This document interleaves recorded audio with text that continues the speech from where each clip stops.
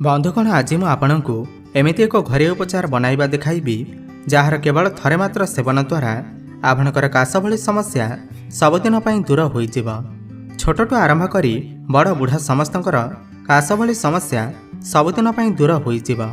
आजर এই उपचारटी को बनाइबा बहुत सहज अटे एवं यह एते चमत्कार अटे जहाँ आपणकर काश जनित समस्या को सबुदिन पई दूर करिथाय।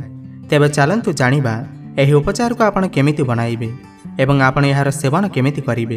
सेथिपाई वीडियो को शेष पर्यंत निश्चय देखंतु। ताहा पूर्व ये वीडियो को गोटे लाइक करंतु एवं आम चैनल को सब्सक्राइब करी पाखरे आसुथिबा बेल आइकन को मध्य प्रेस करंतु।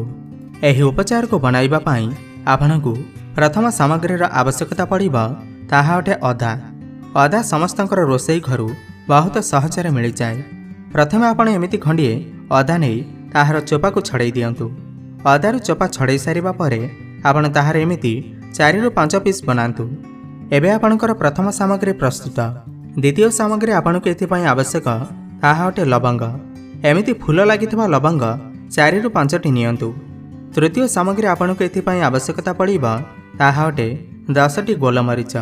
गोलमरीच एवं लवंग आपणकर रोसई घरु आपणको बहुत सहजरे मिलिजिबो।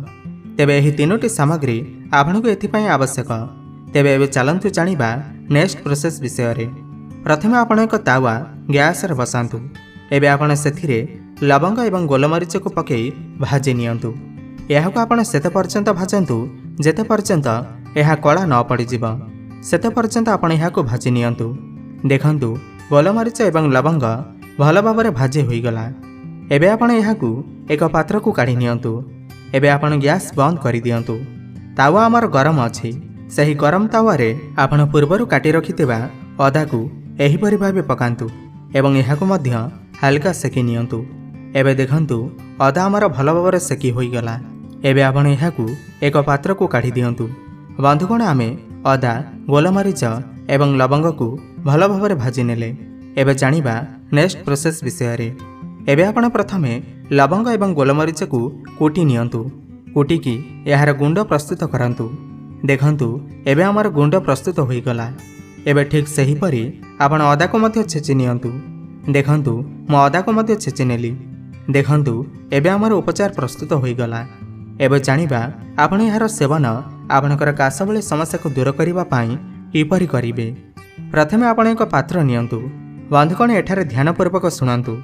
6 मासर आरंभ करी 1 वर्ष उपरर शिशुमानकर काश जनित समस्या को दूर करिबा पाई जदि आपण एही उपचार प्रयोग करुथांती तेबे आपण एही गोलमरीच एवं लवंग गुंडर मात्र चिमुटाई नियंतु। एबे आपण सेथिरे आधा चामच महू मिसांतु एवं एहाकू भलसे मिक्स करि दियंतु।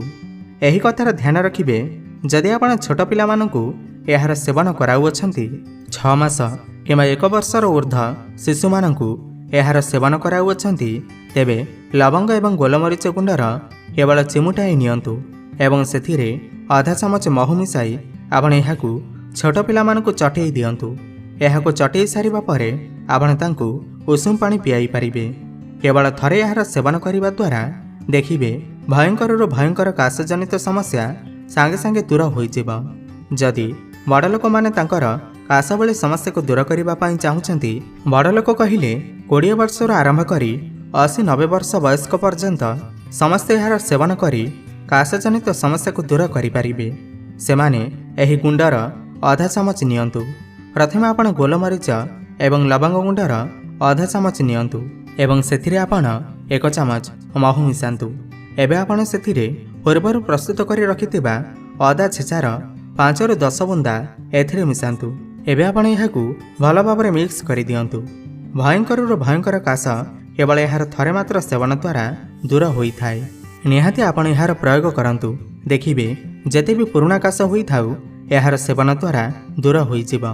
काश जनित समस्या को दूर करिबा सहित एहा आपणकर ठंडा भली समस्या को मध्य दूर करि थाए। जदि आपणकू अत्यधिक ठंडा होई जाईछि तेबे एहार सेवन आपण निहाती करंतु।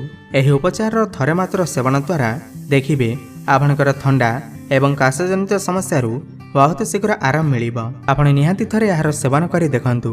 तेबे आपनको एही भिडियोटी किपरि लागिला आमको निश्चय कमेंट करि जणांतु एवं भिडियो को गोटे ଲାଇକ୍ କରନ୍ତୁ। ଧନ୍ୟବାଦ।